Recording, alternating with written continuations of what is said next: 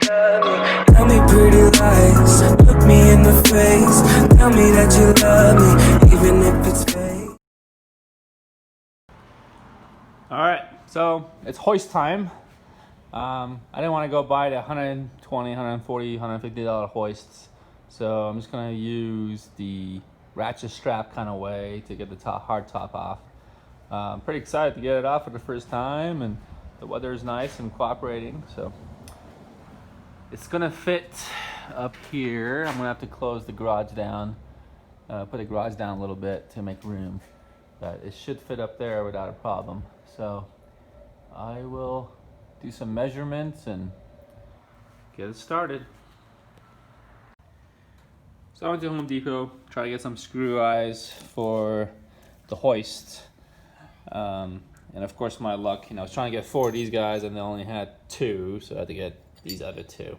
But I think it'll work. So I got the more heavier duty for the ceiling, where it's gonna go.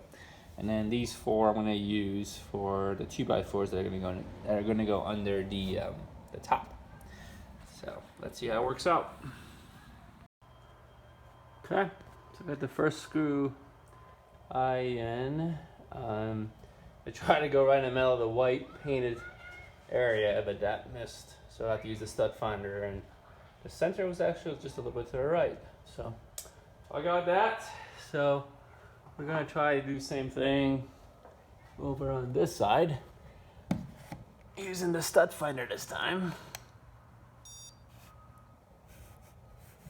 Oh, it should be just to the left of those screws. So, just a little bit to the left. So I'll do that.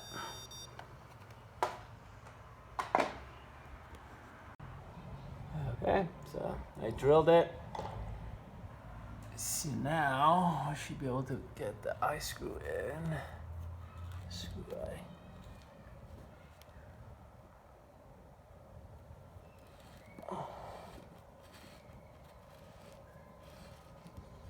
So I use the longer screws for the back because of the weight, obviously.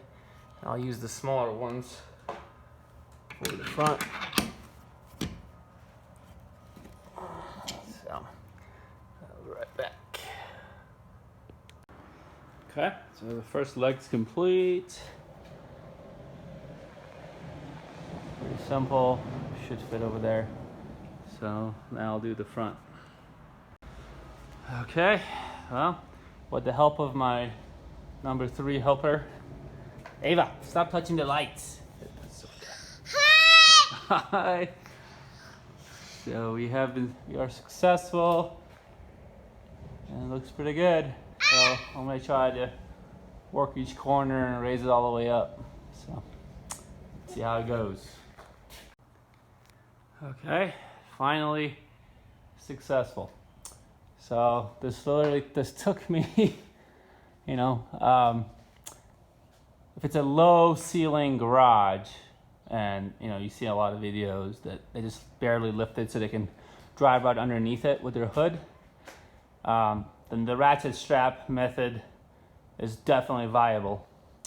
But since I have high ceilings, I want it to be high enough that I can just walk underneath it and don't have to worry about it, and it will clear, the garage door will go underneath it. The ratchet strap idea is kind of a pain because you have to keep loading it, maximize the amount of rope they can handle, and then you gotta support it, unload it, and then start again. So then it gives you another foot worth of travel. So you have to keep doing that, every 10 minutes with each corner. So it definitely works, and I'm happy with the turnout. But if I just leave it off for the whole winter, for the whole summertime, and put it on once a season, I can deal with it. But if I'm gonna keep taking it on and off, this method is not suitable. So the good thing is, the Jeep is my secondary car or whatever, so I don't have to drive it if it rains or whatnot. But still. So I was finally able to take the top off at least. for the first time, so I'm excited to try that out.